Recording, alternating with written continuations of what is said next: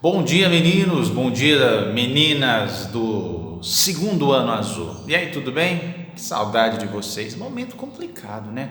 Mas estamos aí. É extremamente importante que nós continuemos, né? A vida não pode parar. Muita coisa para acontecer de uma maneira remota, mas mesmo assim as aulas vão prosseguir e a gente vai trazendo informações para você da melhor maneira possível, tudo bem? Hoje nós vamos trabalhar o módulo 15 da página 335. Então vai lá, dá um pause, pega a apostila na mão para você acompanhar comigo, né?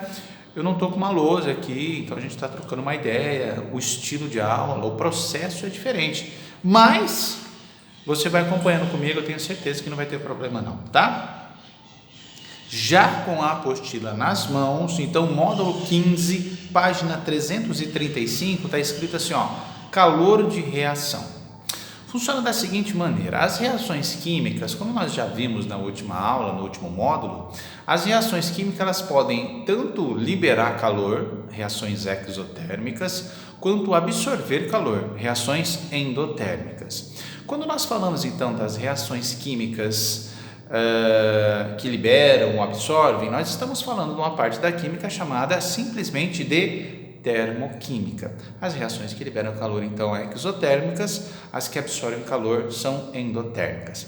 Quando falamos em variação de calor ou absorção de calor, estamos falando de uma palavra chamada entalpia. Quando você ouvir a expressão entalpia, você entenda variação de calor, quantidade de calor, tudo bem? A entalpia de uma reação química é representada após a reação com ΔH. Então, ΔH significa entalpia.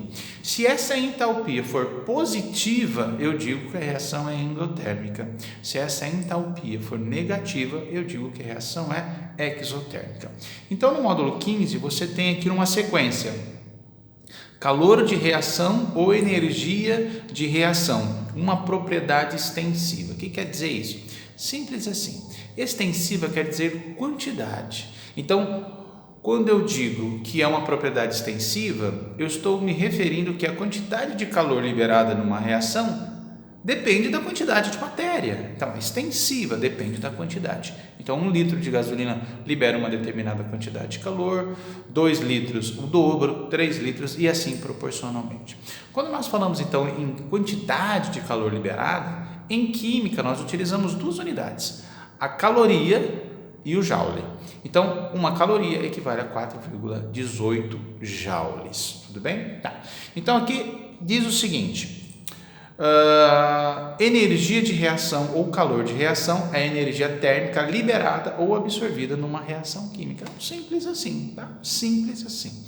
Aí eu tenho no tópico 2, item 2, calor de combustão. Então, quando você ouvir a expressão combustão, combustão é queima. Toda combustão libera calor, então toda combustão é exotérmica.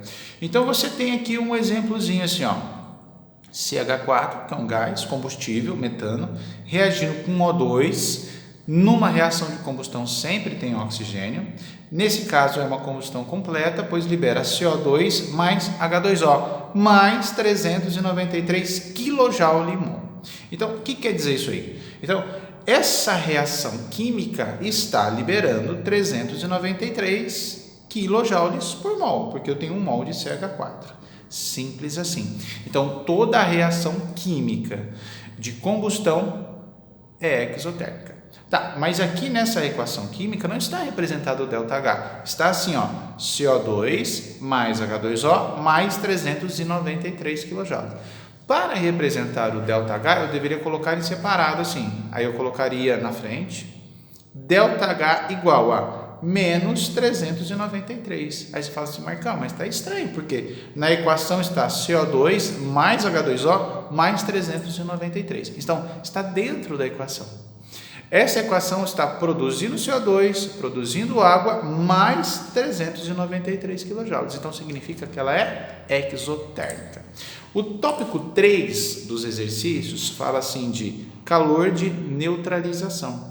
O calor de neutralização é simples também. Por quê? Porque você já viu neutralização, que nada mais é do que uma reação entre um ácido e uma base.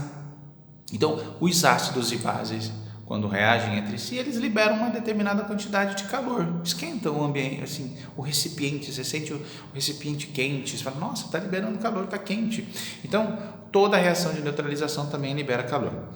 No tópico 4, fala entalpia ou calor de formação. Funciona da seguinte maneira, esse aqui é super teórico, tá? Então, dá uma olhada nos exemplos que você tem na apostila na página 335. Ela é super teórica, então ela fala assim, ó, entalpia de formação é a quantidade de calor liberada ou absorvido para a formação de um molde, uma substância composta a partir de substância simples no estado padrão. O que quer dizer isso? Ó, simples assim, carbono, C, substância simples, O2, substância simples, CO2, substância composta. Então, quando eu digo assim, ó, C mais O2 formando CO2, isso é uma entalpia de formação. Quando eu falo H2 mais O2 formando H2O, uma entalpia de formação. C mais H2 formando CH4, entalpia de formação. Por quê? Substâncias simples que se juntam para formar uma substância composta. Simples assim. Então, esse módulo 15, ele é bem tranquilo, bem sossegadinho. E aí vai trazer exercícios do tipo assim, ó, vê se você consegue entender comigo. Ó.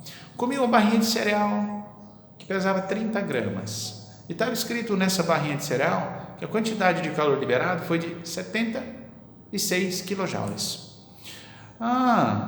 60 gramas libera 76 quilojoules. E se eu comer 120 gramas, quanto que libera? Proporcionalmente. Então, essas reações são muito tranquilas, são muito sossegadas, tá? Tudo bem? Espero que você tenha entendido. Depois eu vou mandar para o grupo da sala as resoluções dos exercícios, tudo bem? Gente, um beijo para vocês, façam as atividades, se tiver dúvida me pergunta. Um abraço para vocês, até semana que vem. Tchau, tchau.